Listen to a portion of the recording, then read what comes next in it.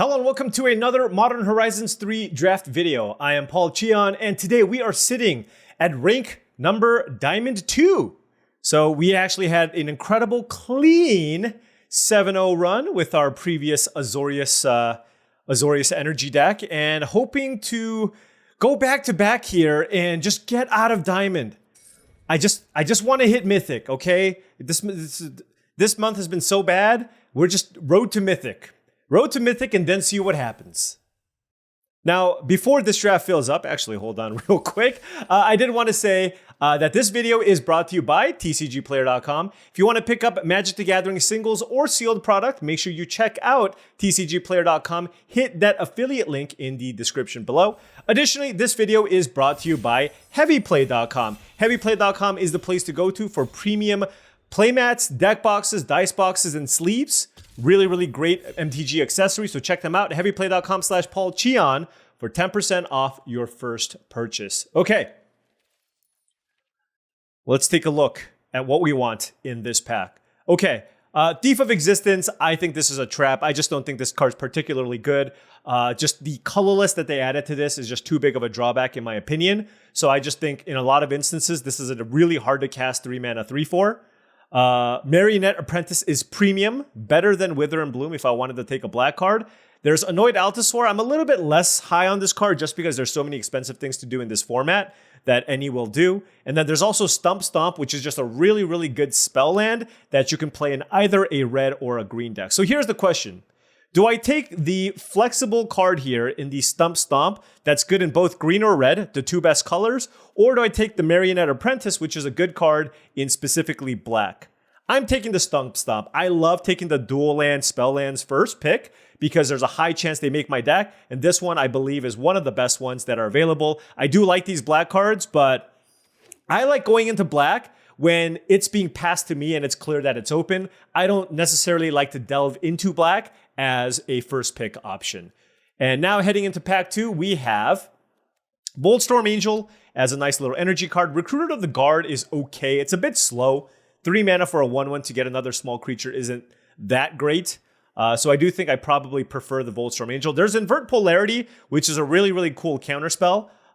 If I wanted to be in blue-red, I could take something like that. There's a Sundering Eruption, which is a pretty good spell land. And then there is a Dog Umbra that I can choose to take if I do end up in a more white aggressive deck. So where do we want to go here with our first pick, Stump Stomp? You know, I'm gonna spice things up. This one is definitely irresponsible of me. This one is definitely irresponsible of me, and it's probably not correct. But I will take the Invert Polarity, which is literally the opposite of this. It's because this card, it just leads to fun moments, okay? Unlikely that I'm going to play it. Which would I have actually taken? Probably the Voltstorm Angel, just because energy is generally the most powerful thing to do. But heading into this pack, there's nothing actually that's great in blue or red. There's a Snapping Voidcraw if I wanted to ramp. But there's also a Breathe Your Last. Now, we did pass Wither and Bloom and Marionette Apprentice, but this could be potentially a sign that black is open, and it's a pretty strong removal spell. So I'll take the Breathe Your Last and just kind of see where things go. And depending on what gets passed in our direction, we will head in that direction. Now we have this pack, which has 2 really good energy uncommons in Static Prison and Bespoke Battle Wagon. There's also Deem Inferior if I wanted to move into more of a control deck, but I think I'd rather lean into one of these energy cards. Based on what I have right now, blue-red would be pretty nice, and in blue-red, the Battle Wagon is quite nice. So I think I will take the Battle Wagon here over the Static Prison, recognizing that the Prison is a slightly stronger card, but we dictate the Invert Polarity, so we would rather be blue-red if possible. And we'll see if red ends up actually being open here, or black, rather. There's an Inspired Inventor and a Jolted Awake, but these are kind of filler-level energy cards. I think I'd rather just take a Deem Inferior. This is just an excellent interactive spell, and I do love playing Deem Inferior as a card. So I will take the Deem Inferior out of this pack and continue treading carefully. Okay, so really interesting pick here.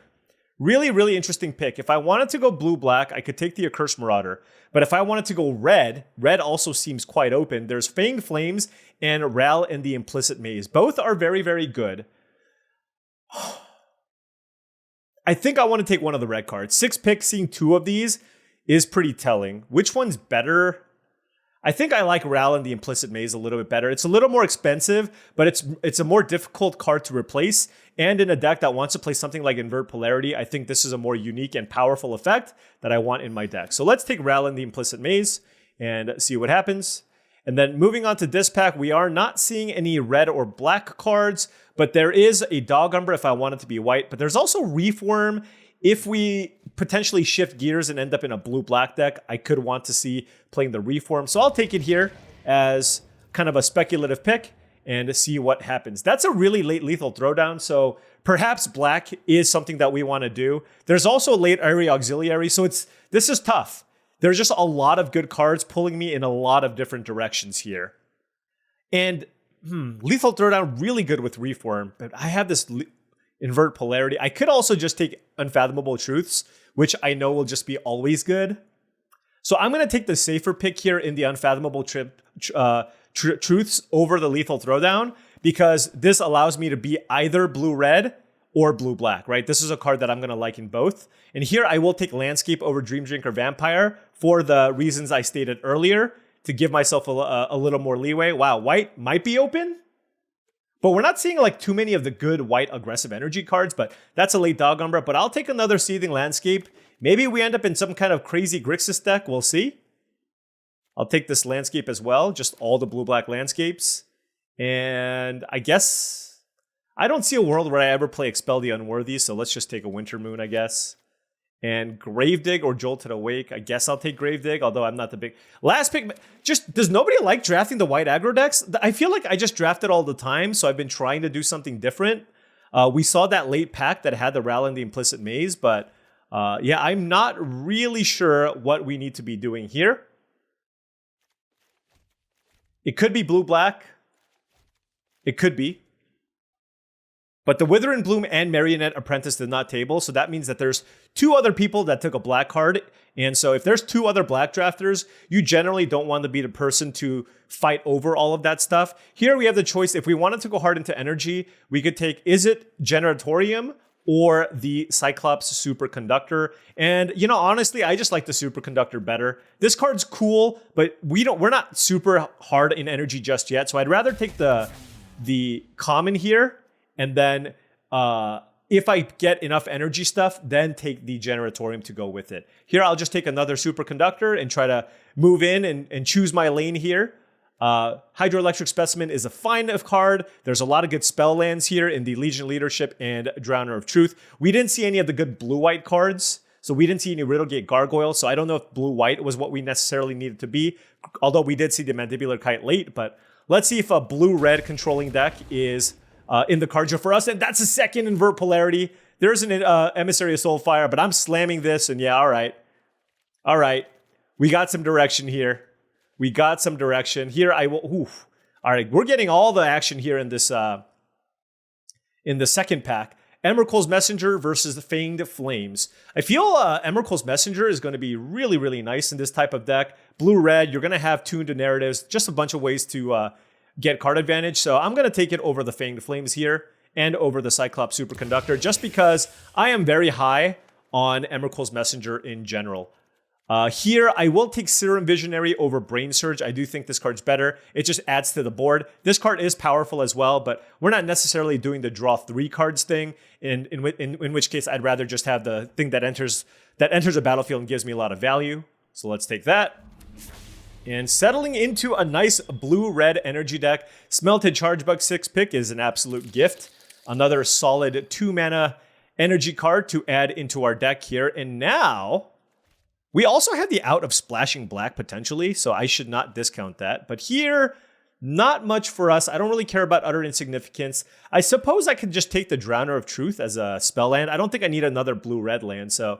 let's take a Drowner of Truth. We have an Emrakul's Messenger. It is a creature, technically, so certainly something that we can play. And again, keeping the window open here, we can splash green potentially as well. So I will take this Foreboding Landscape. I don't really like Siege Smash in this type of deck. So we have a bunch of different landscapes to pull us in a bunch of different directions. And now I will take the Is It Generatorium, hoping to really pick up some Royal Cartographers. We have not a million ways to generate energy, right? Just 3, 4. So certainly need a few more to have this card really stand out. Late tuned to narratives would be something that I would really, really appreciate. Here, that's a late conduit goblin, but I'm taking the hydroelectric specimen, noting that I did pass a late Cyclops superconductor, and I feel like somebody took it. So maybe there is another Is It Energy player, which is a little bit unfortunate, but this deck's still looking okay. I'm really hoping this invert polarity is awesome. And I will note that this is the type of card that makes me want to splash a little bit less, just because I want to make sure that I have the mana to be able to play this card. Infernal Captor is not really what this deck's trying to do, so am I Shrieking Draking? Shrieking Drake's just so bad. I guess I'll take the Captor. Oh, there it is. Never mind. All right. So is it definitely something that's very open? Come on, Royal Cartographer. I don't see a Royal Cartographer in this pack, but I can use some cheap early interaction. I only have 2 mana cards here right now, so I will choose to take Fanged Flames here over a nice spell land in the Pinnacle Monk, but I do think Fanged Flames is a little more important for this deck to have at the moment, so let's go ahead and take that for a nice cheap interactive spell. Still on the lookout for some good energy cards if possible, but this pack does not provide that for us. I guess there's a Thriving Skyclaw. It is just an energy card. I don't think Glyph Elemental is good, but not good enough to warrant splashing.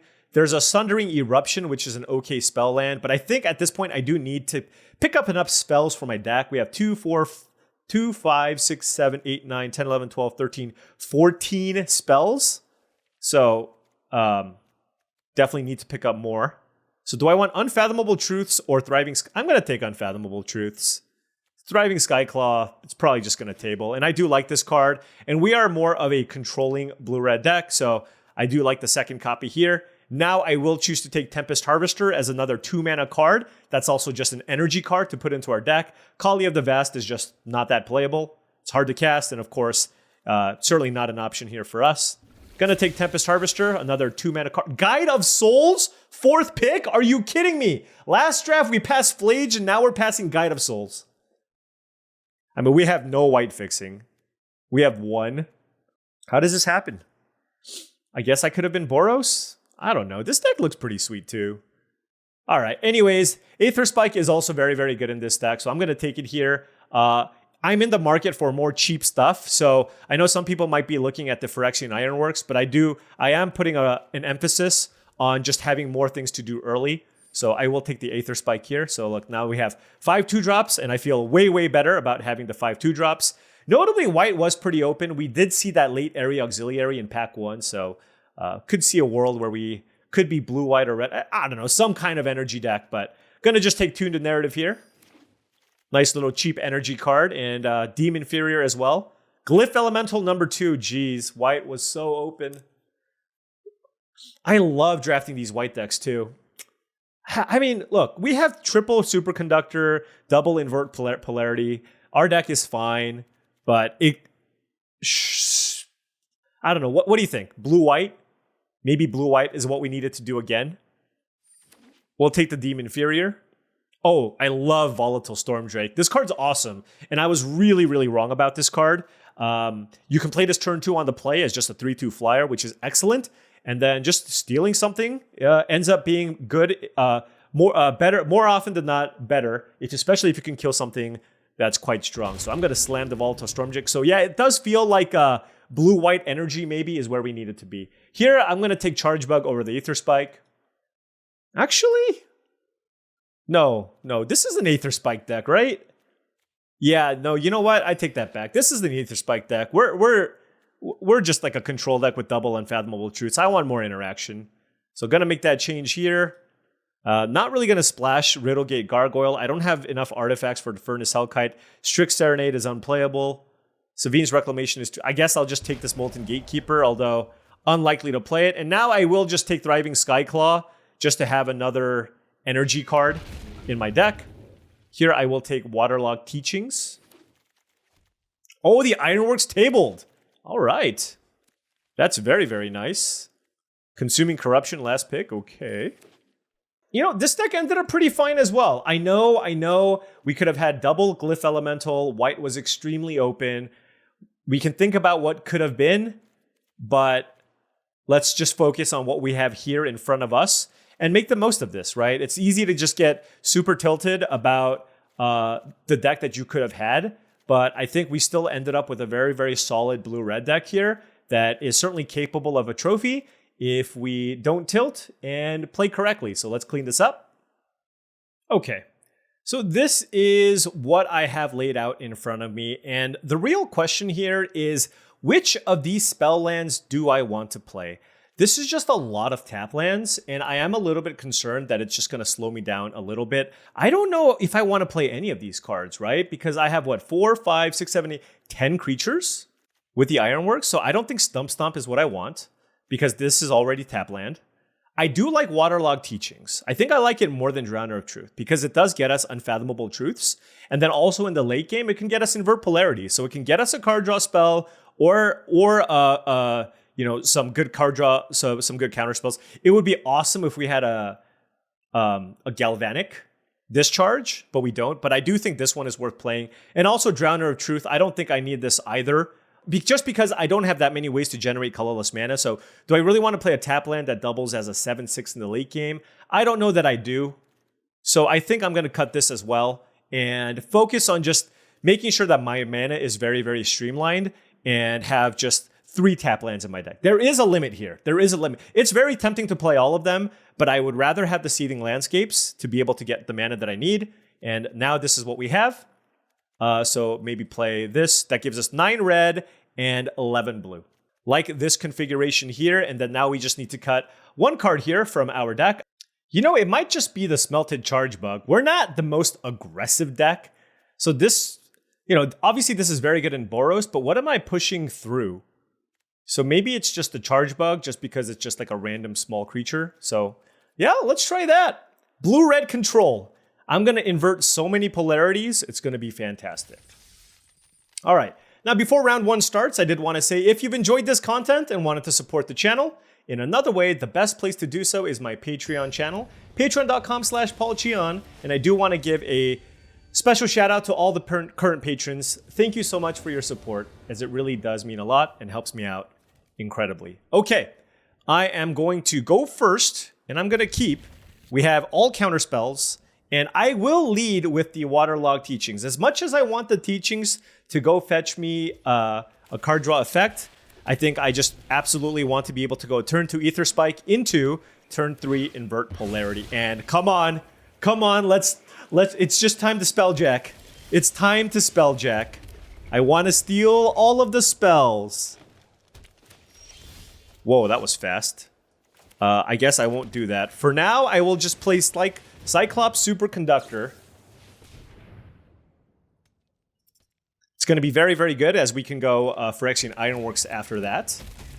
Can pump the Superconductor too. Let's see what they play. Snapping Void. Oof.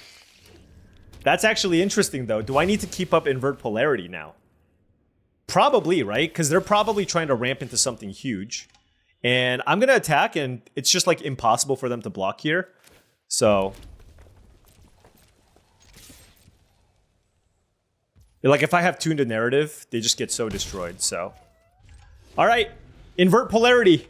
Come on. Let's win some flips. Let's win some flips. Incoming something large. That was a really good start. Turn 2 Genesis into turn 3 Voidcraw.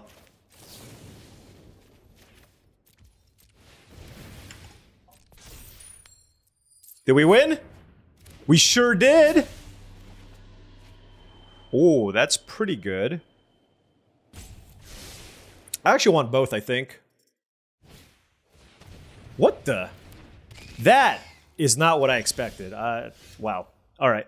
And the thing is, I can still Ether Spike. So my plan here is to just play a Phyrexian Ironworks. And then attack with my Cyclops Superconductor. Get an energy. Then make a token. And then still keep up Ether Spike. Seems quite good. We can Ether Spike for 3. That should be pretty good. They cast Malevolent. Wait, they're like some weird soul. Wow, they hit Wither and Bloom, which is very good. Serum Visionary is what they hit off of that. Okay. They have a Sneaky Snacker in the yard with Horrid Shadow Spinner, which is pretty absurd. If they attack, I will double block, and we are definitely Ether Spiking that. Do this for 2.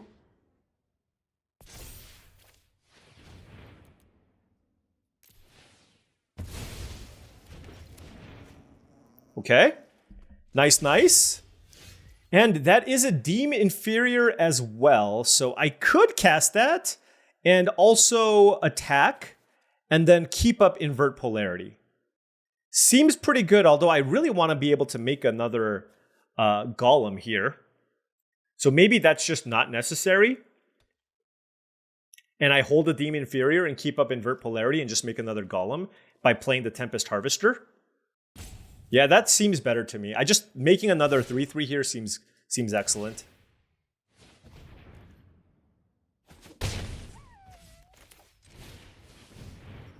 I will keep the Mountain in my hand just for looting purposes, I think. Let's make another Golem here and pass. I'm gonna let this Serum Visionary resolve, I think.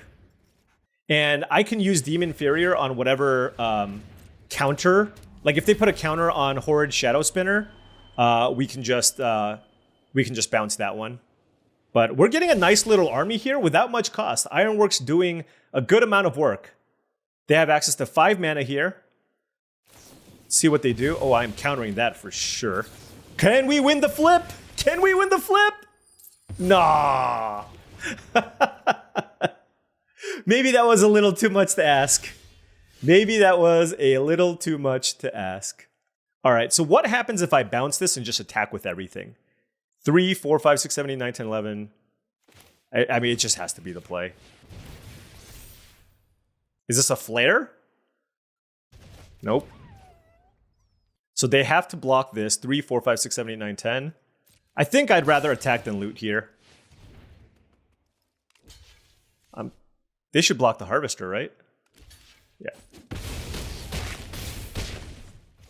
All right, now I can play the land, and they're at 1 life. I have 4 attackers.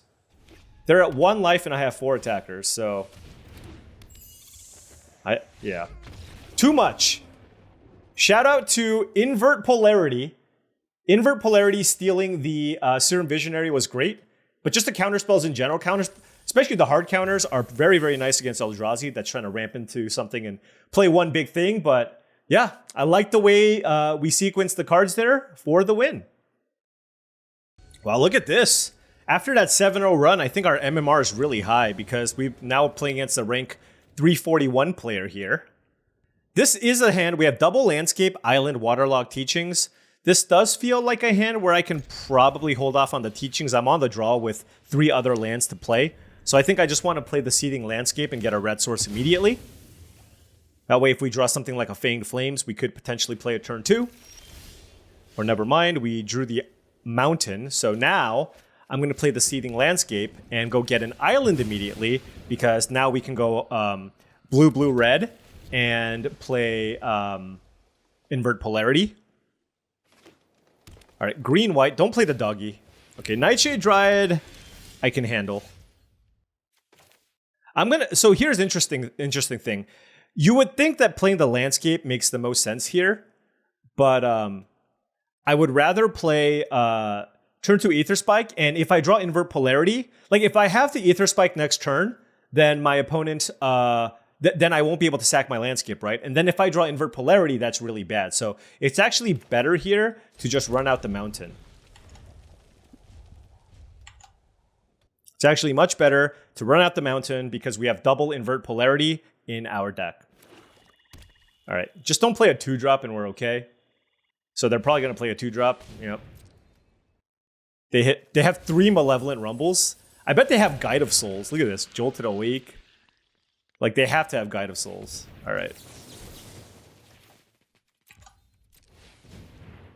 Let's do this for 2. Draw Invert Polarity so I can sound really smart. Come on. Come on, deck. Oh my gosh, it happened! That's me turning on my commentator brain. There you go. 200 IQ. I'm sure most of you already considered that, but you know, I at least explained it before I even drew the card that I had in my deck. You know what I mean? Like, at least that happened, so.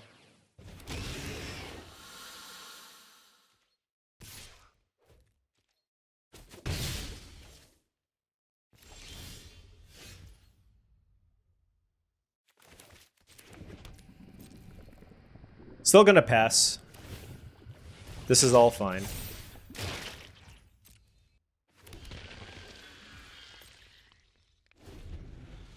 So here, I can either waterlog teachings, but I only have counterspells to get or card draw.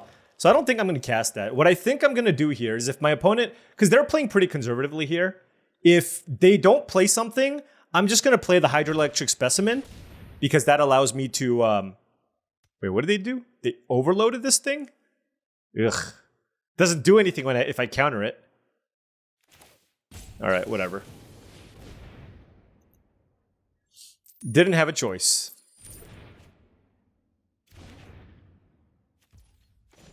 All right, I'm going to go ahead and get an island here. And take 3. And cast Unfathomable Truths next turn, I think.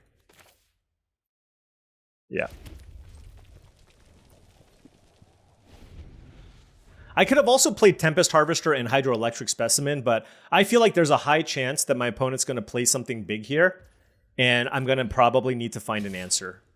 So that's kind of my thought process here as to, you know, why I chose to go with the Unfathomable Truths here over something else.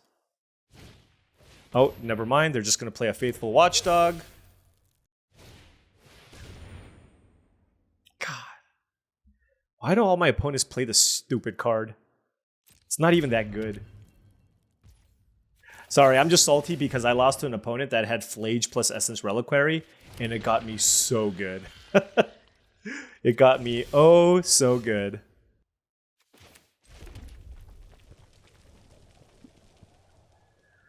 Alrighty. This is a pretty good defensive card to have right now.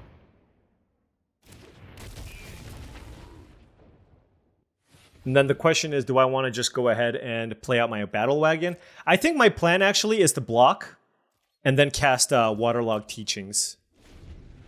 And then that gives this prowess, which I think is pretty good. Because right now I just want to try to minimize the damage that I take.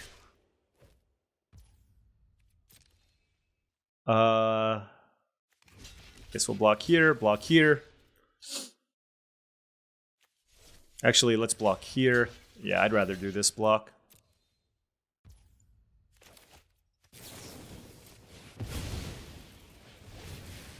All right, and the question is, what do I want to get with Waterlog Teachings?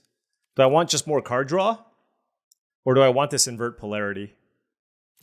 I'm just going to get more card draw. Like, if I have invert polarity, it's just so obvious, right? So, yep, they can block to save the Watchdog. We don't take any damage, though, and this is fine. And I'd rather them bounce the Watchdog, because if they bounce the Brood Scale, they get an extra Eldrazi, right? Cursed Wombat? Where did you find that? Oh, man. Okay. Ugh. Gross. Okay. I'm just going to play Bespoke Battle Wagon. And then I have an interesting choice. Because this is a 5/6. This, if they adapt, it's a 5/6 as well. So this is actually quite nice because I can just crew and block. So maybe I just play Tempest Harvester here as well. Yeah, let's just do that. All right.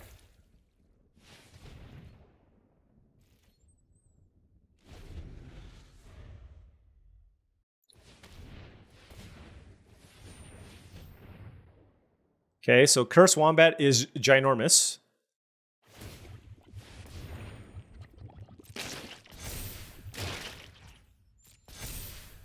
So what happens if I tap Cursed Wombat? If I tap Cursed Wombat, alternatively, I can just block, but then I take a lot of damage. But I guess I take a lot of damage no matter what. I guess I'll let them attack. And what I want to do here is I might just crew this with energy. Or do I just take 8? Maybe I just take 8.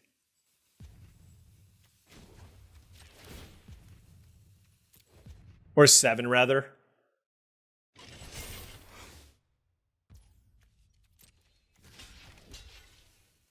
Yeah, it's fine. There's no point blocking the other creatures.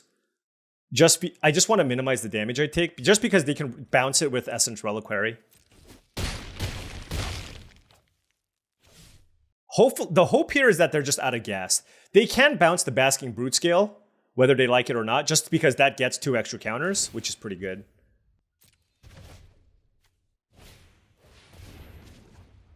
All right. So that'll be a 4/4 as well. Do I have a way to kill artifacts? All right. So that's their combo. Not that I care too much about the spawns, but I'm just trying to figure out, like, how am I supposed to win this game? You know what I mean?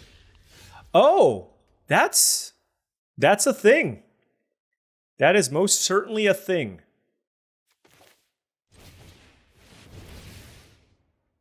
Kills all the spawns, kills the Nightshade Dryad, gives them a little less mana to work with. And play a land, and I'm going to pass. I still don't think it's, like, absurd what I did, but we do have the ability to counterspell anything.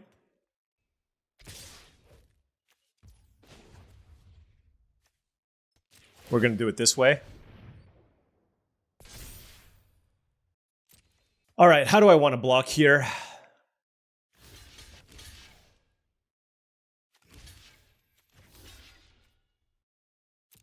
Something like that. Oh, maybe I shouldn't have. No, I don't think that was good, actually. Yeah. I'm just losing this for no reason. Do I want to loot? 3, 4, 5? No, I don't. Yeah, that was horrible, actually. Okay. Yeah, we can't even counter it. Oh, we can counter this if they play... Okay, yeah. So let's counter this for 3.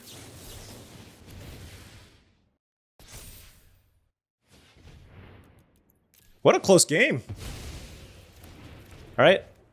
That Essence Reliquary, I'm just going to have nightmares over that card. That card just has been destroying me. All right. Let's pitch the Specimen.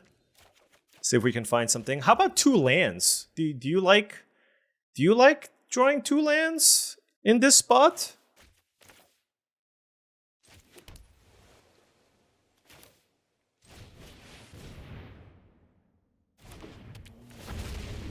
All right.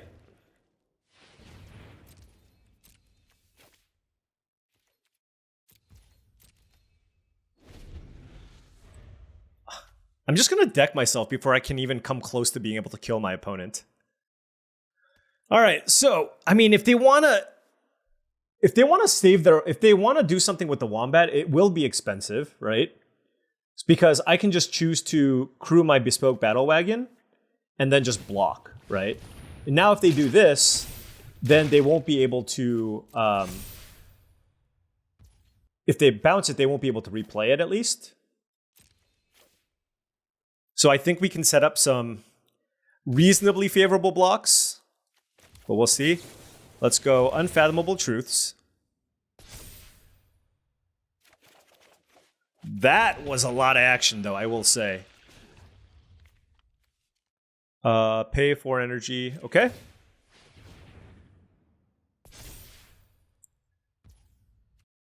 Let's go to blockers. Gotta think here. So maybe this, and this. I like it. Then let's add energy here with the Bespoke Battle Wagon.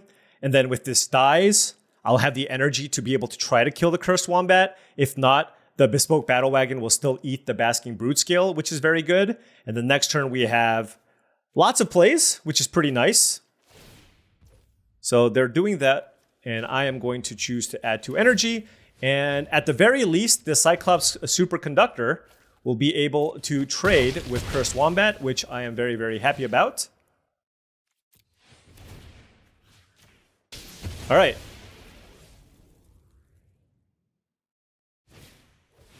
Close game. This Essence Reliquary doing a fair amount of work, I will say. Let's play the Generatorium, play the Mountain, and play a bunch of Cyclops Superconductors.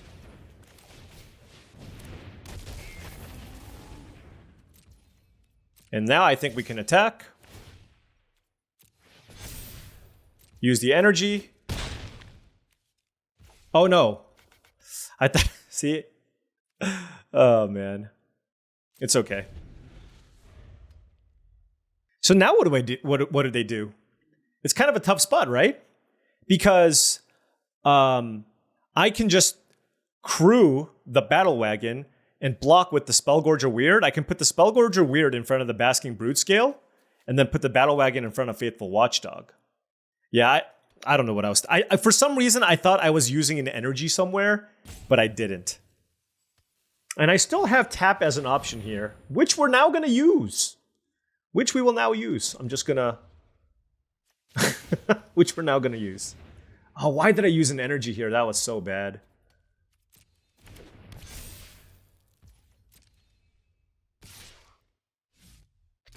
Yeah, okay.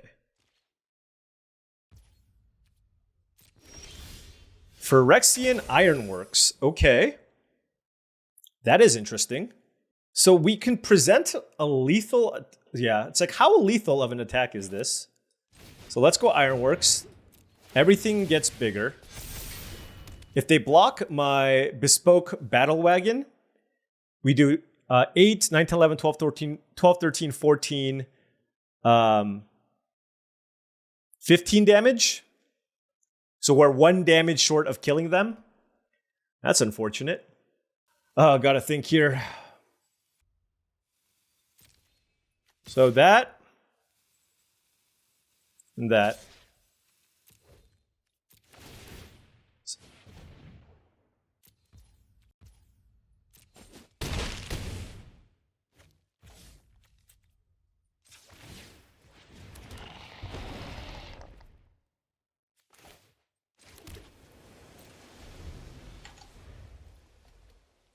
Let's go to combat. They're at 8 life. I could have attacked with the superconductors as well, but I'm trying to be super careful. But maybe this is being overly careful. I could have attacked. Yeah, I think I was 1 damage short. Really close game, though. And I can still... Oh, yes! Oof! What a wild game. What a wild game. I know for a fact that I didn't play that game perfectly, but we survived. We beat a good player, and we are 2-0. Let's keep it going. Oof. That was a tough one.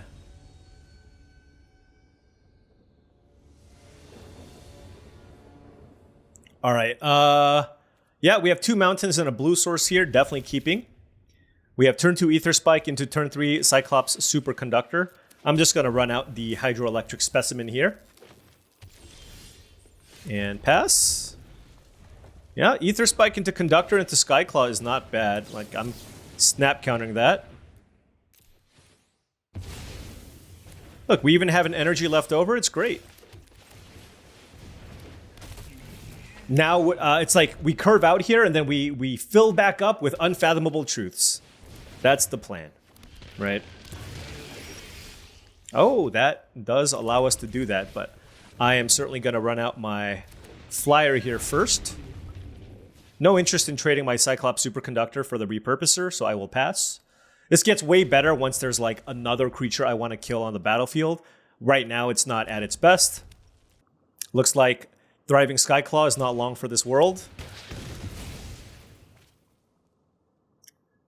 Horrific Assault, so good. Oh my gosh. 30. Hitting me for 4. Actually, I'm blocking.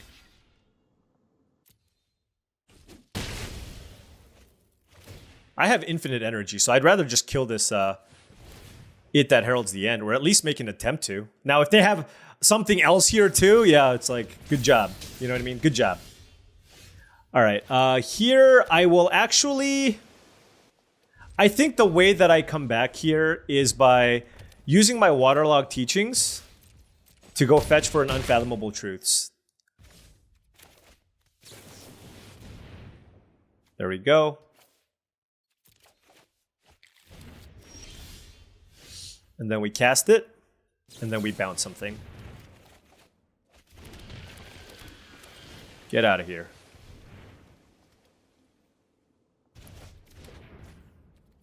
All right.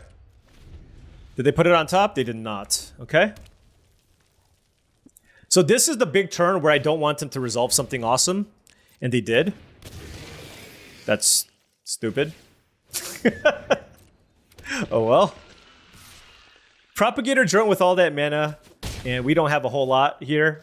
Not ideal. Alright, we'll play Emrakul's Messenger. We have Unfathomable Truths to make another spawn. We have double counter here, so at least we know that they're not going to resolve anything big. If they just pass, I certainly just want to cast Unfathomable Truths. I'm happy trading the Messenger here for the Propagator Drone as well. Yeah, and I'm just saving some damage here. Path of Annihilation. That gives them lots of spawn and lots of mana. Now, does the Path of Annihilation do anything for me? That's the question. Gives me a lot of mana to play with. All right. Ah. It's just... There's just so much variance.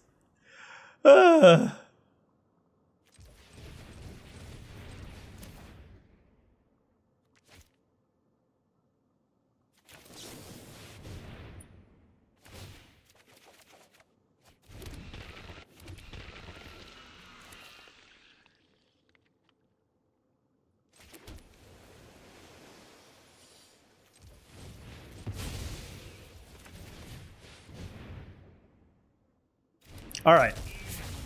This is still good. We have infinite energy to block whatever we need to. They can't really attack me. I can play Tune to Narrative. Come on. Really?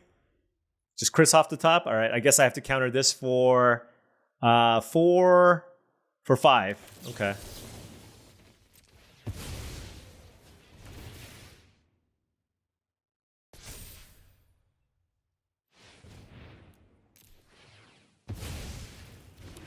All right, they get a bunch of spawn. They can't really attack me. I guess they could. No, they can't. They absolutely cannot attack me. All right, Tune to Narrative.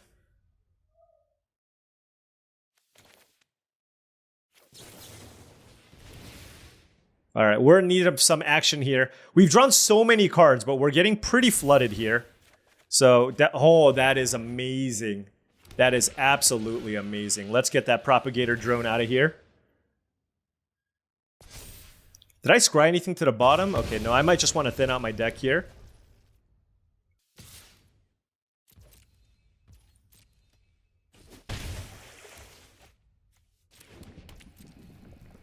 I do have Tempest Harvester, I think, in my deck, so probably should keep some lands here. I'll trade. I have infinite energy. They have infinite spawn, but... All right, so it's just top deck wars, right? It's like I have this Emrakul's Messenger, but like how good is that here, right? It's like they're at 19 life. But I shouldn't play any more lands here. Oh, Invert Polarity number 2? Okay. But drawing the answer for the propagator drone was huge because now I'm not afraid of like just one random creature off the top. Hopefully we can win this flip. Like if we have to counter something big, can we just win the flip? Come on. We've lost a couple flips already. I mean, ideally they just miss. Oh gosh. All right. Come on. Ah. So unlucky. So unlucky. Lost 2 flips? What is this? All right. And then we drew the land. Uh-oh. So now if they draw another big threat, we're in trouble. Also, interestingly enough, they didn't sack the landscape. This is unfortunate. Spell lands OP. 4, 5, 6, 7, 8, 9, 10. 5, 6, 7, 8, 9, 10, 11, 12, 13. Hydra Trainer. Okay. So that's a 3/3. Target creature gets +X/+X, where X is the number of counters on permanents you control. Okay. I need action. Oh, come on. But okay, at the very least, my opponent needs to whiff once, right? I think that's only fair.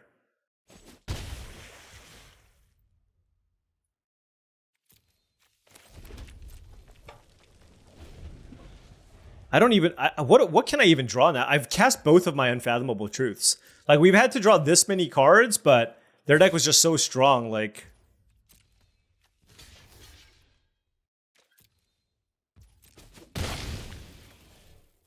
Nope, they drew something else. Oh, well, you know. This will happen. Oh my gosh, and they certainly drew something else. They top-decked Emrakul.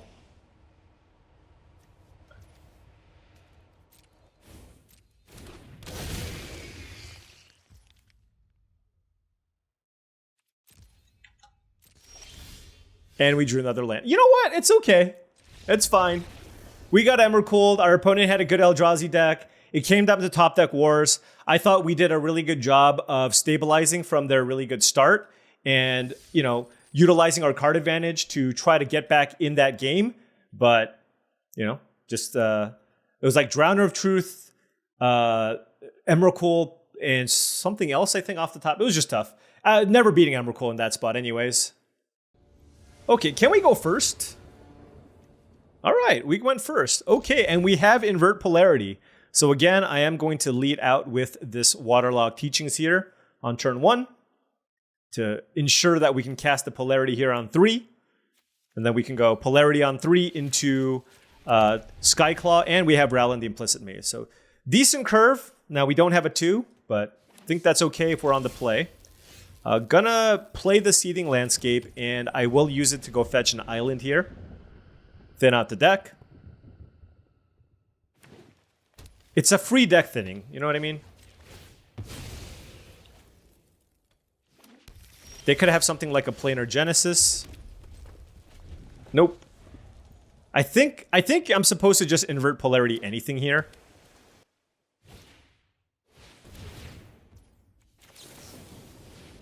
The thing is, you don't always win the flips anyways. Yeah. It's like, look, I counter this and I take it on my own. And I just curve out. It's still fine.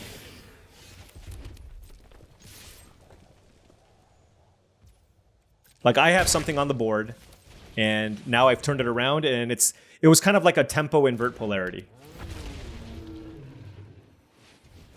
Otherwise, I just don't do anything, and they're adding to their board, so just even having a 3/3 repurposer on their side is pretty annoying.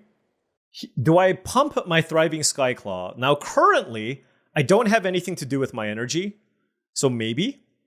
And we worry about spending energy later. We have plenty of ways to make energy as well. Ooh, another repurposer. Okay. You know what? This is actually going to be really nice. So the reason why is I'm going to attack. They're going to block with the repurposer, and then I'm going to play Rowland the Implicit Maze and wipe out all of their spawn. That seems pretty sweet. Because whatever they were trying to ramp into gets just erased here. And Skyclaw is just, you know, a decent beater here as well. Boom. 3 spawn, out of here.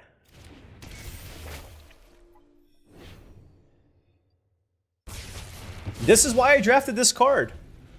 Just gets all the pesky spawn out of the way. Has a very unique impact on the game. Oh my gosh. That's why people draft Eldrazi. Because you can play busted cards like Wastecape Battle Mage. Good beats.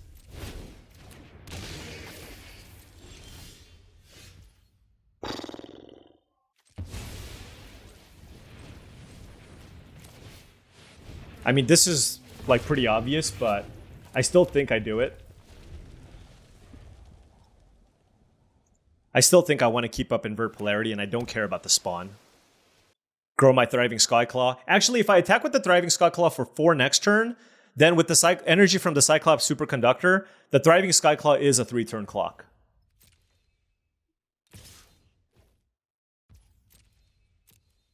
Oh, you know what's awesome? I didn't even consider this. This taps for black mana.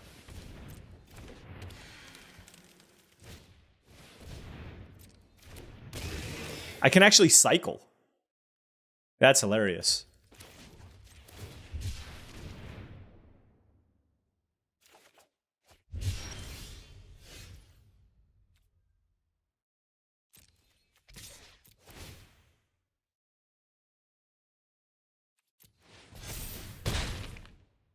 And here I will play Cyclops Superconductor over the Generatorium.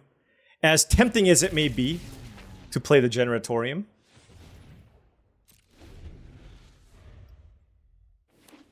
All right, they have a lot of mana. They have 10 mana. Warped Tusker. Okay. Let's counter that one. Come on! Let's win the flip! Just never win the flip! I'm just incapable of winning flips. It's just my life. I just can't do it. They better not have a Horrific Assault here. They do have access to 4 mana. Horrific Assault, that's an easy Horrific Assault to kill Thriving Skyclaw, if they have it. Man, come on. Just, what am I, like 1 for 6? It's one of those cards you hate it, but you love it, right? You hate it, but you love it. Wow. Okay. Sure.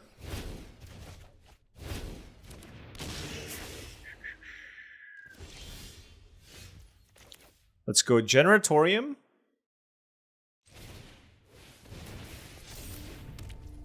Into Thriving Skyclaw.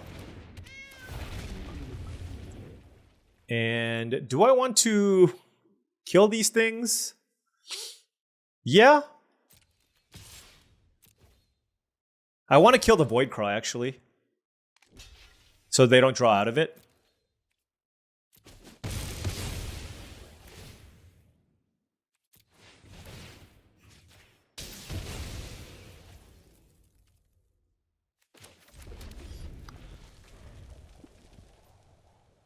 They just have so much mana, right? I feel like the way that they come back from this is through the Voidcraw. All right. Okay, they drew a land. We also drew a land. All right. I will activate this. The reason being is if I draw another energy card, my Thriving Skyclaw is lethal next turn. So we'll do that. Don't care about this for now. We have a Demon Inferior. There is a Snapping Voidcraw from the opponent. They're going to hit us for 3. All right, energy card. Any energy card, and it gets it done for us. Energy card off the top. Okay, that can find us an energy card.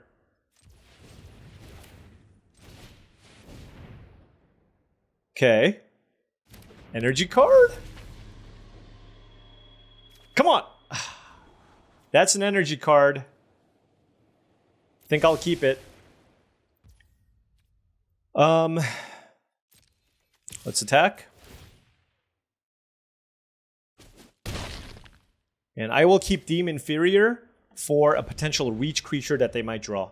I know they get an extra draw here with the Snapping Voidcraw, but I think, you know, the green decks just have infinite reach creatures, so I feel like I'd rather just have Deem Inferior.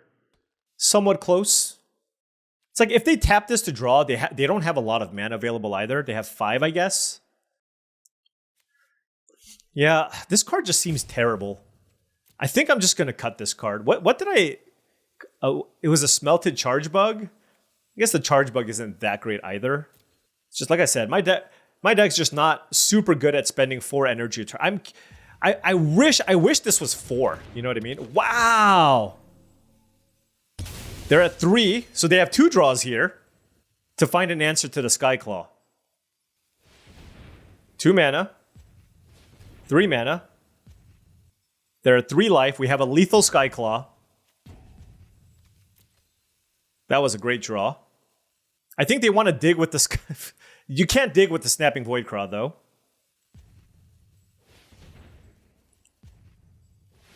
Okay, blue. Okay, Serum Visionary. This is a Serum Visionary.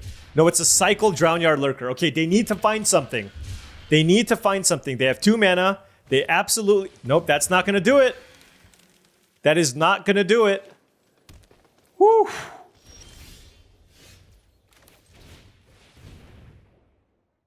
This doesn't have reach, right? Secret reach. We all know, like, everything in this format has reach, so...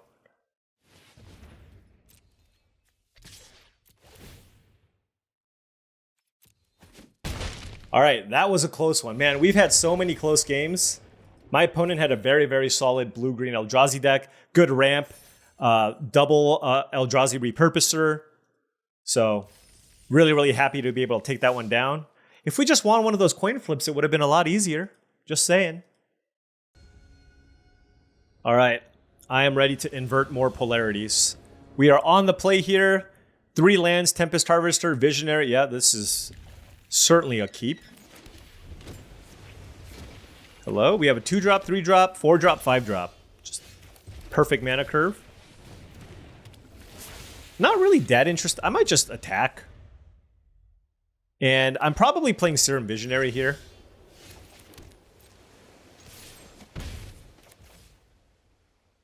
Just to, well, no, you know what? Because I have I drew a land now, because I don't care if I draw a land or a spell, so the value of the Visionary gets better. If I was just stuck on 3, I would play this. But now that I have a smooth, like, turn 3 Conductor into turn 4 Battle Wagon, I'm less concerned about that, and this lets me get through for an extra point of damage. Here, because this isn't going to attack, I will choose to loot.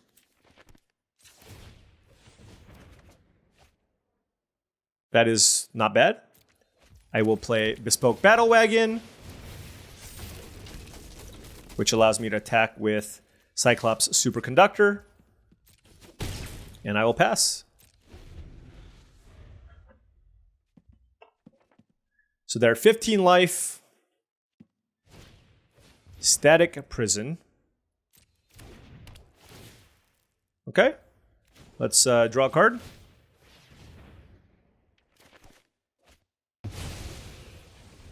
They're going to need to keep that energy train moving. Wow, I did not expect Spy Master's Vault, I will say.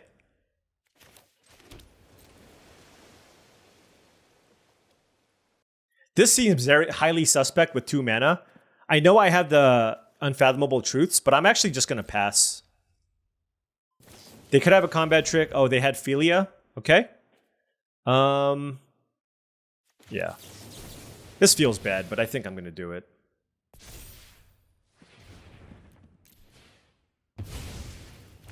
Because I really wanted to cast Unfathomable Truths.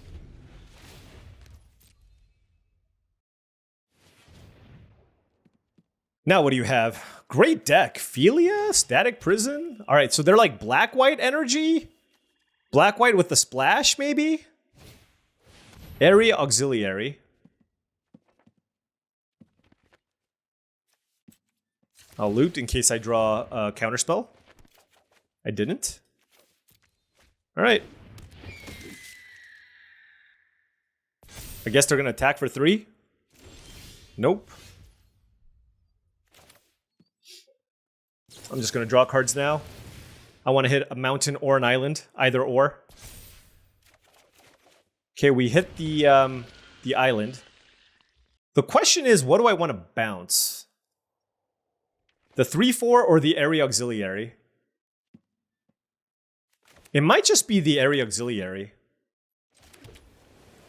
Nah. Do I care about this 3/4? I mean, it is a bigger creature. All right, let's kill the bigger creature, I guess. The thing is, I don't want the auxiliary to come back and put counters on things, so they're gonna what? They like their energy, apparently.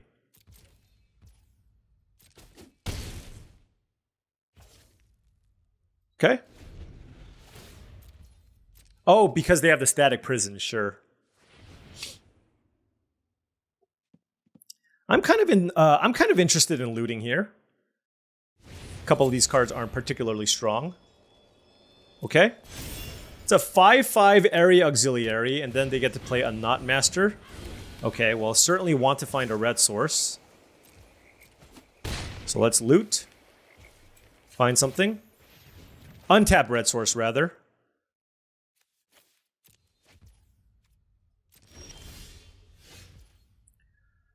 Those are not the cards that we needed. Now, they are at 11 life. They are at 11 life. Yeah, this is brutal. Let me think. Does this have... It has lifelink? I'm just going to play Serum Visionary here and just see what we get.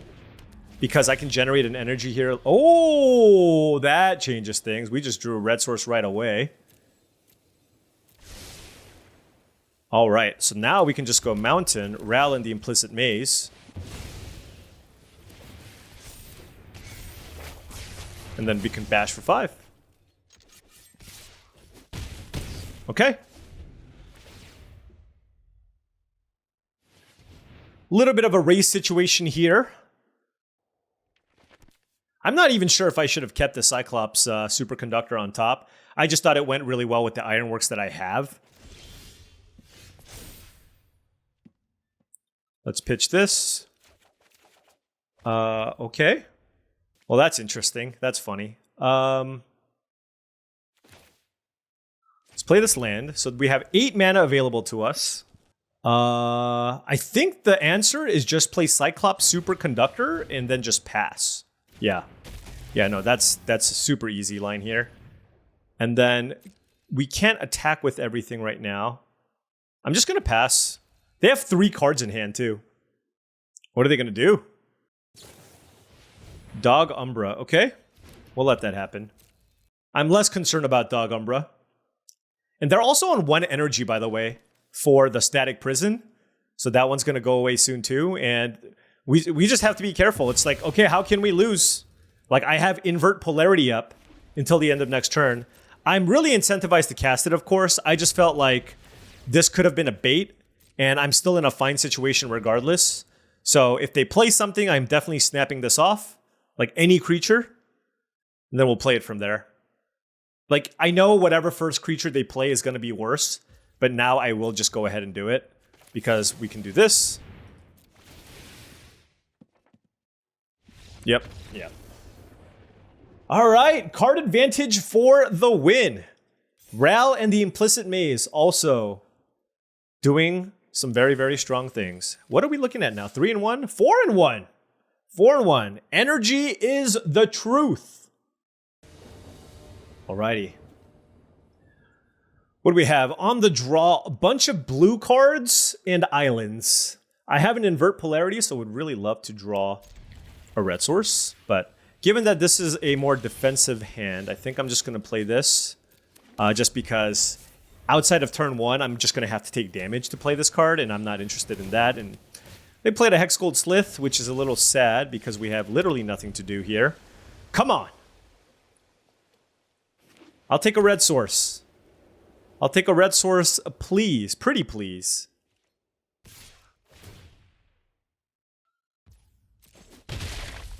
I want to be able to counter their next play. And then, okay, good. So now I can counter this and bounce the Slith, which is my plan. Buy us, give us a little breathing room, if you will. We can do it again next turn. We can deem Inferior and then play Waterlogged Teaching. So that's also fine. Our deck's just trying to get to the late game and counter and steal something or draw some cards with our draw 3 effect. I'm a little surprised they kept Hexgold Slith on top. All right. Another Riddlegate Gargoyle. If they don't have a land, that's a pretty aggressive top on the Hexgold Slith, because it's at its best turn too. It looks like it's a tap. It's a spell land. It's like, I don't think you top this if you don't have a land. Never mind. Never mind. Kind of interesting. I'm not entirely sure what to do here. A lot of options. I can get a red source here. I think I just bounce this and then play the landscape and get our mountain. They're going to put it on top as well? Oh, come on.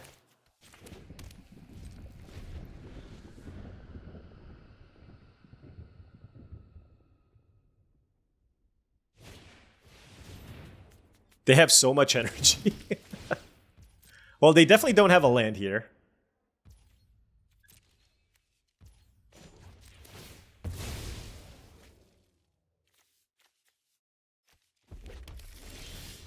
Oh, that is a really interesting card. I think I'm just going to Battle Wagon, play another land, and pass. I know it's just like really slow to get my draw 3 right now. They drew a land. Oh, get out of here! What? Witch Enchanter with the land just in time, and I happen to play an artifact?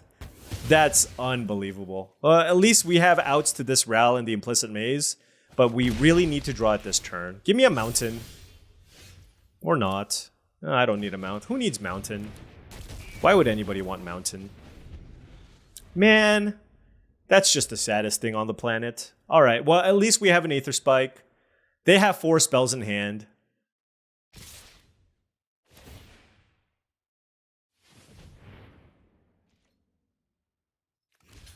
I got a block there.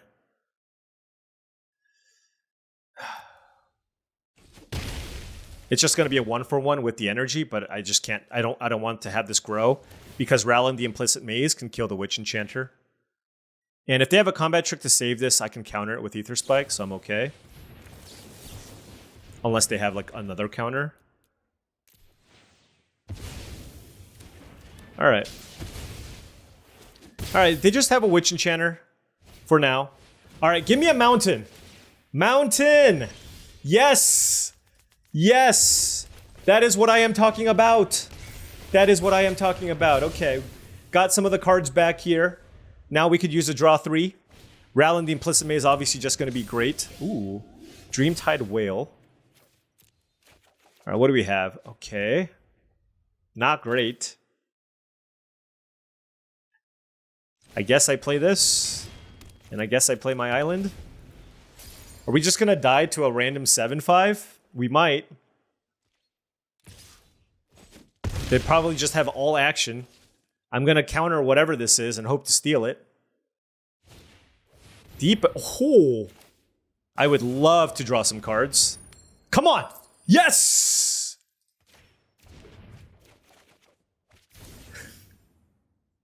That was big. That was definitely big. Alright. Oh, I can cycle this again! I love it! Alright, so let's play Cyclops Superconductor. Oh, actually, I should have cycled this first. Whatever. Maybe there's a 2... No, oh, never mind. I shouldn't have done that either. Oh, my sequencing! Oh, my sequencing! Oh, well. I'm gonna keep this land in my hand. Wow, they just conceded!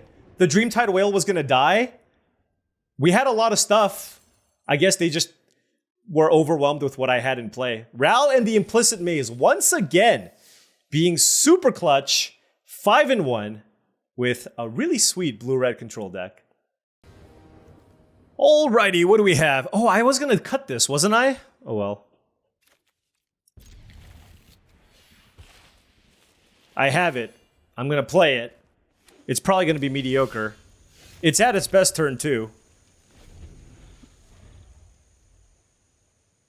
On the draw here, I'm kind of happy. I don't have a lot of hard removal, so Strength of the Harvest is pretty good. Alright, Nyxhorn Unicorn.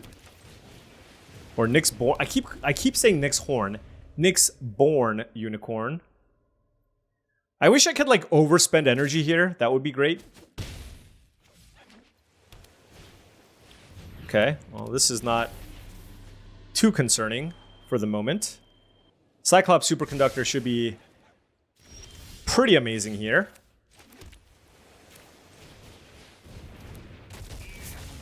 I'll play this to slow my opponent down. What? I did not expect Swamp. What are you? Wait. You're oh, okay, so you're a blue-white deck splashing black. Got it. Dog Umbra would be kind of annoying, I guess. We do have Ral in the Implicit Maze to kill these two cards. So once again, it could do some work. Oh my gosh. Abstruse Appropriation. Alright, well. Serum Visionary. They can't really cast it. Or I hope they can't. I like all of those cards. So I will keep. It's like, I don't think I'm really in a position where I'm like, oh, 4-mana creature. I can do better than that. Wow. Can you play like a bunch of little creatures? I would really appreciate it if you did. No, that's like literally the opposite. Oh, what a disaster. That was the literal, that was like the literal disaster situation. Oh my gosh. That's obscene. What happened there was obscene. Avert your eyes, friends. Because I got absolutely destroyed there.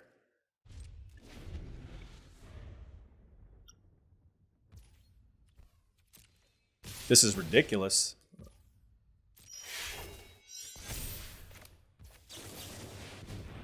This deck probably doesn't have Counterspell.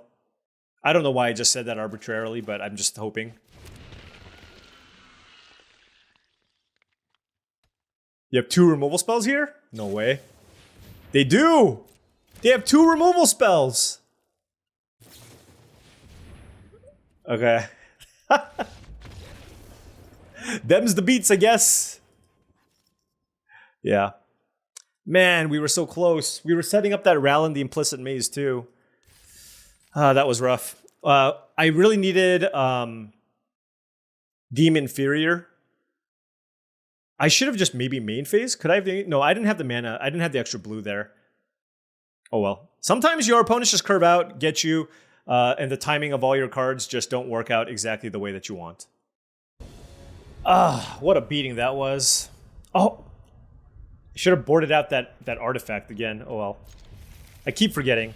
Alright, no 2-drops on the draw, but I think I have to keep. Island, 2 mountains, Visionary, Conductor, Double Deem Inferior. Ooh, volatile Storm Drake. Well, I certainly don't want to cast that. I guess I'll be holding this for something bigger.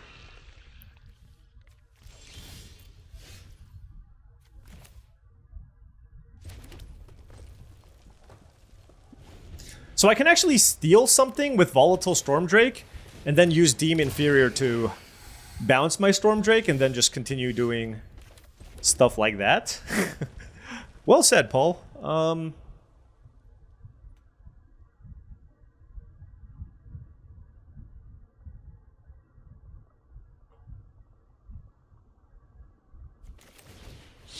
I just want to generate a bunch of energy in case they play something big that I want to steal. So I'll run out the Cyclops Superconductor. Looks like they want to use the spawn to make another spawn just to have this be a 3/3. The question is, am I interested in trading my Cyclops Superconductor for the Brood Scale? I'm going to hold off for now and just take the 3, I think.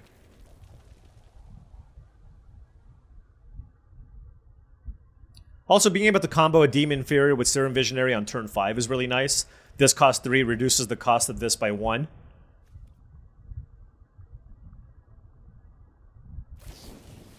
Oh, okay. Well, not going to kill a spawn for 3 energy, so I'm just going to let that happen. Discharge. Still a fantastic removal spell. Nothing to play, though. Really nice for us. Just gonna play Thriving Skyclaw. Why did I play the island mountain? I should have played the island. Is that really worth? They must have a 6. They have a 7 drop that they want to play. It's the only reason to go for something like that. So Volatile Storm Drake should be good. Yeah, okay.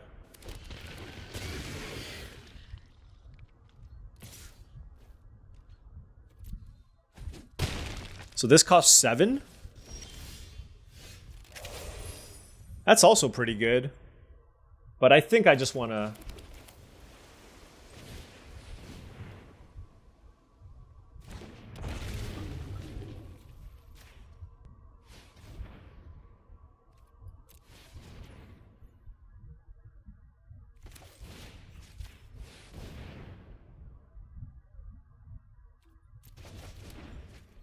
That was pretty good.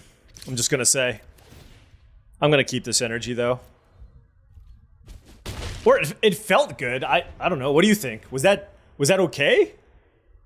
I have 3 energy, another Volatile Storm Drake coming. I have a 7/6 on my side. It felt okay. I'm just snapping this off. Oh no! I forgot that it had that touch. Why did I snap that off?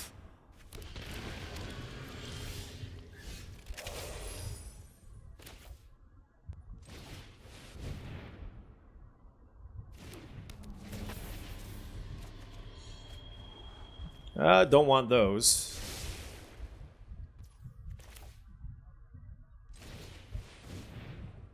Well, good thing we didn't use the energy, right?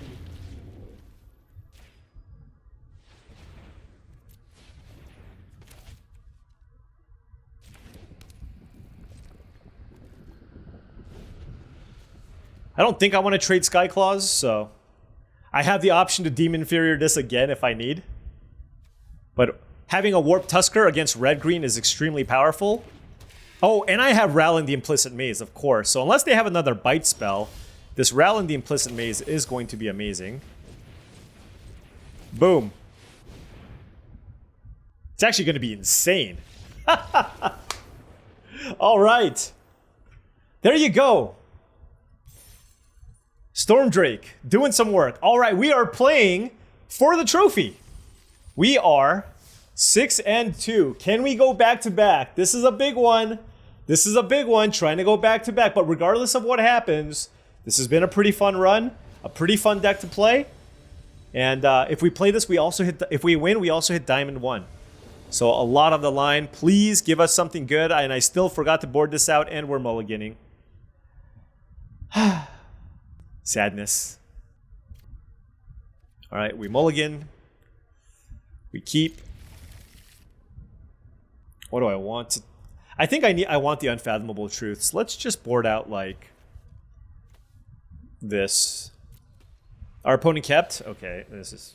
We have like 11 blue sources. What? Oh, okay. The thing is, you can't really go to 5, right? So, it is what it is. Alright, draws Claw from the opponent. You know, it's okay. It's okay. We had a good run. We had a good run. And this is something that happens when you play Magic the Gathering. So you just can't... You gotta try to... Like, you have to recognize that opponents also mulligan and bad things happen to them as well. So let this be a lesson. It's like, even though your deck seems sweet and you have a lot of cool things going on, won't necessarily always get there.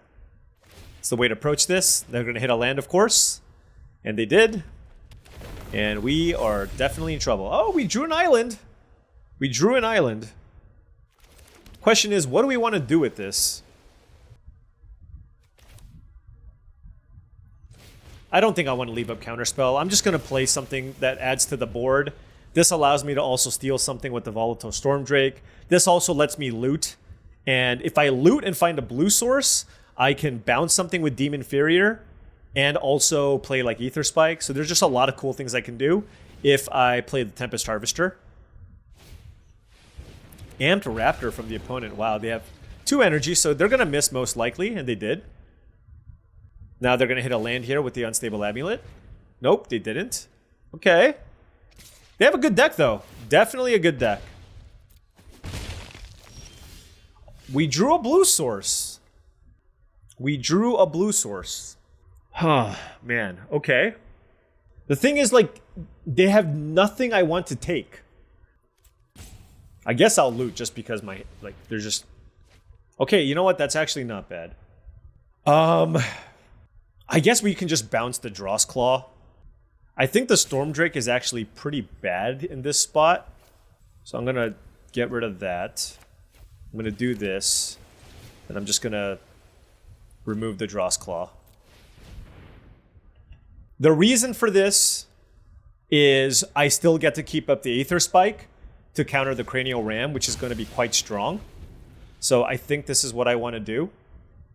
And then we are pretty well set up following that, because now if we can sequence this by countering their next play and then have up Invert Polarity, that's really, really strong, right? So minimize the damage we take, counter whatever, draw some cards. Yep, countering this absolutely.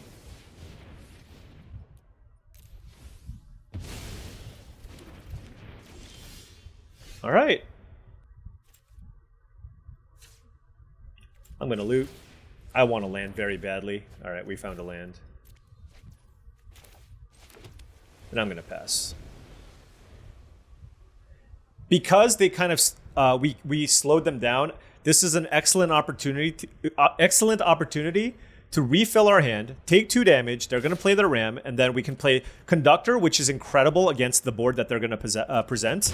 And then also keep up Invert Polarity, because it's extremely likely for us to have 6 mana here after we played this Unfathomable Truth. So this is the, you know, I thought we had no shot here, but we have a little bit of a shot, I'm going to say.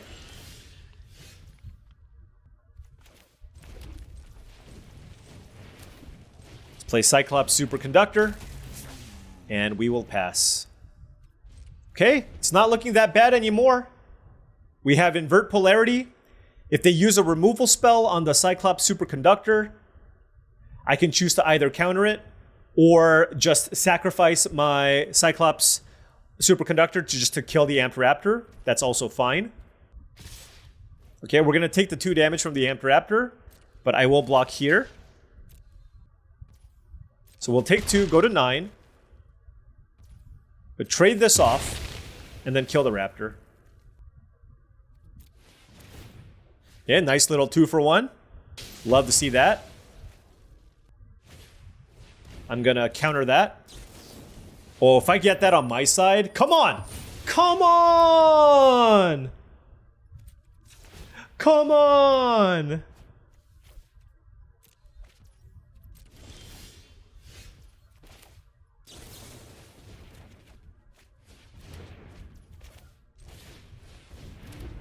We're going off. Okay. I'm gonna attack here. Like, I like my Demon Inferior. Next turn, I'm actually going to be able to spend 4 energy by attacking with Thriving Skyclaw and looting with the Tempest Harvester, which is pretty nice. Is this gonna be the very first? No! Wait, well, I guess that still works. Their deck is good. Will this be the very first Is It Generatorium activation? I think so. Let's find some action. Oh, that's great. Let's just kill that. Let's attack. Let's take action. Let's draw. That was about as good of a draw as you can hope for. Wow. Bespoke Battle Wagon here. It's going to be awesome. It's a lethal attack next turn if they have no creatures. And they're stuck on lands here. They have an incredible deck. Ophiomancer, Amped Raptor, double Refurbished Familiar, Cranial Ram. Quest for the Necropolis, not so good, but everything else looks really solid. But we are definitely coming back here. Eviscerator's Insight, but nothing to add to the board this turn. And by using the 4 energy to have this become an artifact creature, I can actually then activate the Izzet Generatorium, which is really good. We'll see what they do with the 2 remaining mana that they have. If they don't have a creature, they're in a lot of trouble. If they do have a creature, they still have to chump block. Now they have a removal spell. Okay, well that's unfortunate. Okay, well we no longer have lethal, but I think we're still in a very, very good spot. Wait, another... They played 3 spells this turn.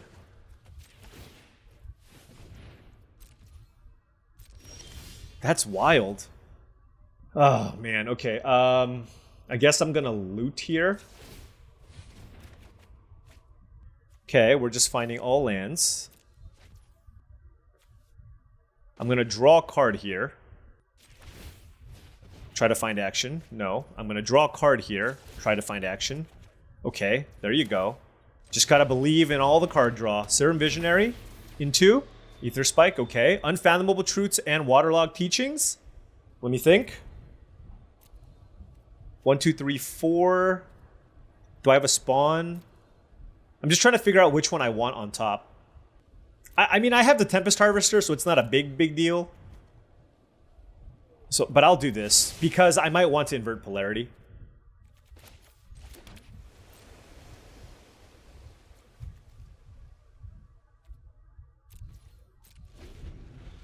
So Ether Spike will generate 4 energy here. But I can't activate this. Did I mess up? My opponent hit me with the oops.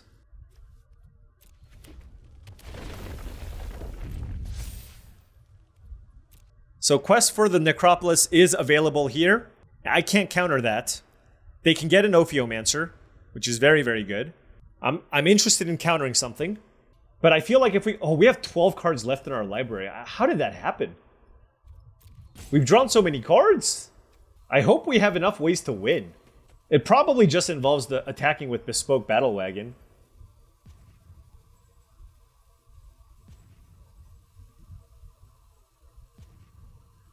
I think I'm just like snap Ether Spiking anything here. Dreadmobile. Sure.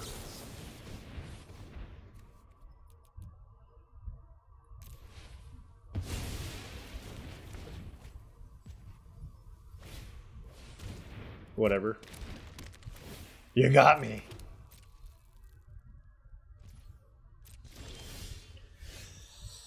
Okay. I think all we do here is just pass.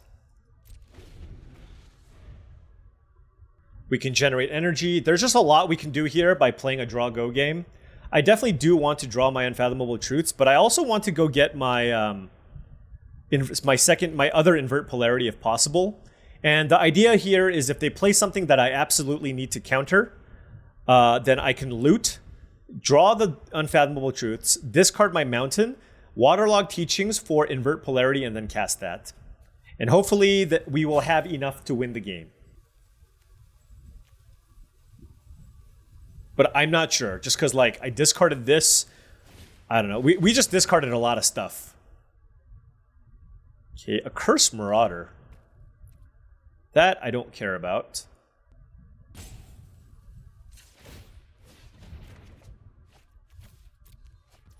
I think I like the 2/2 body here a little more. And I don't really need to do any more looting. Like, I'm just going to run out of cards. Cranial Ram number 3. Maybe I just do counter that.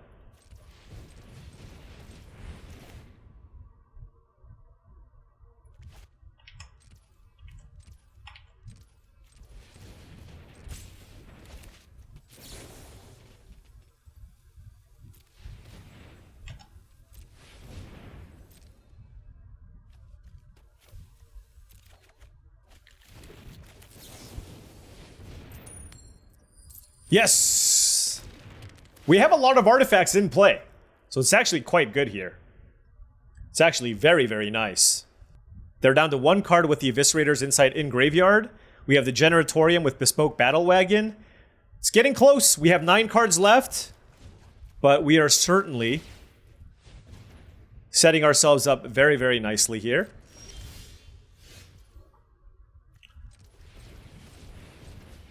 Let's cast Unfathomable Truths. And, ooh, that is a lot of action. All right. I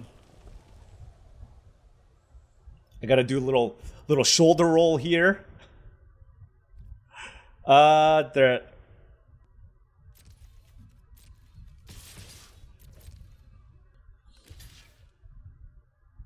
Yeah, this is fine for us. We're just in we're in a much better shape. We're in much better shape right now, so I'd rather just add as many things to the board as possible here. Especially Cyclops Superconductor with Cranial Ram is absurd, right? So. Oh, this is really funny. I can, oh no, I can't. All right, well, we'll see what happens here. I could have made another spawn, but I don't think that matters too much. All right, this is close now. They have quests for the Necropolis, which I think they're going to use to get refurbished familiar. Actually, they have a lot of good options. Ophiomancer is pretty good. Okay. They're getting a Cursed Marauder. Oh, they are getting Ophiomancer. Sure. Furnace Hellkite. Interesting. All right, I think I'm just going to tap that and then just move my Ram over here and just try to win with my Flyer. That is my game plan. They get a spawn. Hydroelectric Specimens is actually not bad here. Let's do this. It's 5. Let's attack. And then I will just pass. Okay. Very, very close game here. I have Hydroelectric Specimen if they have a spot removal spell for the Emerald's Messenger. And we can continue tapping down the Furnace Hellkite here. So that's great. We have more than enough energy to do so. And I can even attack with the Cyclops Superconductor next turn to get the final few points of damage in if I absolutely need to. So great position to be in for us. They have one card left. The Transmogrant doesn't do much. They have Eviscerator's Insight. Let's tap down the Furnace Hellkite. What you got? I mean, you probably just want to Eviscerator's Insight the snake here, right? And then you just make another snake just to try to find something. So that's what I would think my opponent's going to look to do here. And like I said, I'm feeling pretty good here because I have the Hydroelectric Specimen to redirect anything that gets pointed at me, removal spell-wise. But if they draw Refurbished Familiar here, obviously it's pretty good.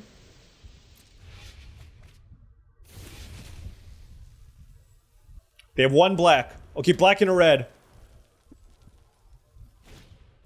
Sarpadian Simulacrum doesn't get it done. Oh, but it's a chump blocker for the Cyclops Superconductor. Let me think. What if I play this? Oh no, they get a snake. Never mind. Phyrexian Ironworks.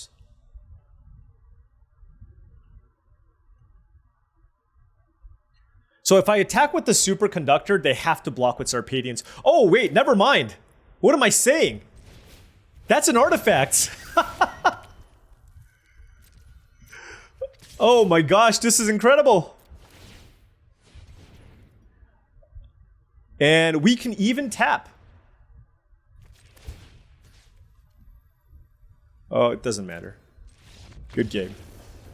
Woo! That was a tight one. Man, we had some really amazing games in this, and we hit Diamond 1. Back-to-back trophies. Oh, everything's coming up so well here. That was an awesome, awesome draft. I felt like we got to showcase what kind of the blue-red controlling energy deck can do.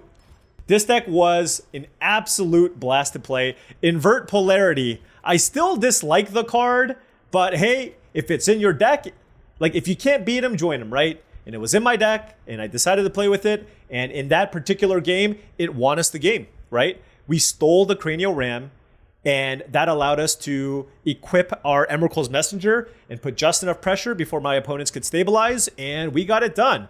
And this just... and here's the thing, too. When you draft these blue-red energy decks, you prioritize completely different things, right? Cards like Ether Spike. In most blue decks, not very good. In this, even in like a blue-white deck that's a little more tempo-oriented, in general, if it's like Ether Spike versus Hex Gold Slith, you take the Slith, right? Because you just want to be proactive and beat people down. But in this deck, you're playing more of a control deck.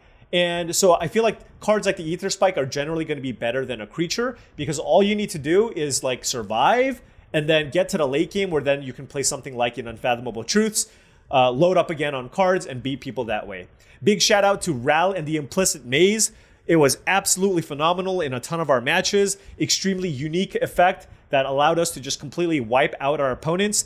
2-for-1, 3-for-1 in a lot of instances. Really, really strong card in this type of strategy. Volatile Stormdrake was amazing in one of the matchups against the Eldrazi deck where we got to steal their biggest creature and then bounce it and then do it again and again and again. So that was a lot of fun. And the only card that really kind of underperformed in general was the Generatorium. It was fine, but not absurd. And there were certainly instances where it didn't do enough. But trophy, back-to-back trophies. Are we on the path? The path to Mythic. We are now Diamond 1, and hopefully we are one video away of hitting Mythic. Anyways, thank you so much for watching. Really do appreciate it. Feel free to hit the like and subscribe button for more daily videos just like this. If you've enjoyed the content and wanted to support the channel, my Patreon is the best way to do so. Patreon.com/paulcheon. Access to the Patreon does give you access to the Discord, where I do feel like you're going to get a pretty good amount of value out of that Discord. Very, very active Discord community. We're already going over Bloomburrow cards. So if you want to kind of start talking about all the preview cards that people are talking about, I do think it's an excellent community to be a part of, along with a bunch of other perks that you can see if you look at the membership tiers in the link below. Additionally, if you want to pick up Magic the Gathering singles and sealed product, check out tcgplayer.com. If you want to purchase those cards or sealed product, check out that affiliate link in the description below. And finally, if you want Magic the Gathering supplies, playmats, sleeves, deck boxes, etc., check out heavyplay.com/paulcheon for 10% off your first order. Thanks so much for watching, and I'll see you tomorrow.